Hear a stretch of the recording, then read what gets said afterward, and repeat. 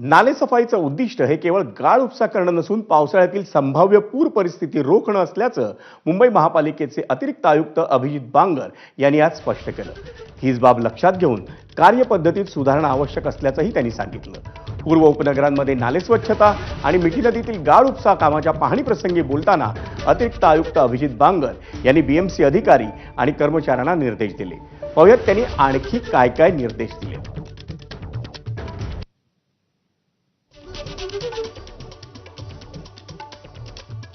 सर्व नालेनिहाय आणि दिवसनिहाय गाळ उपशाचं नियोजन करावं।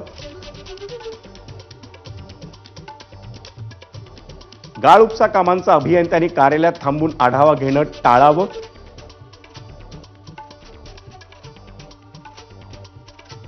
अभियंत्यांनी गाळ काढण्याच्या कालावधीत कार्यस्थळी उपस्थित राहून कामांवर देखरेख करावी। नाल्यांमध्ये घनकचरा टाकण्यास प्रतिबंध करण्यासाठी नाल्याच्या दोन्ही बाजूला जाळी लावावी, असे निर्देश दिले आहेत अभिजित बांगर, जे अतिरिक्त आयुक्त आहेत मुंबई महापालिकेचे।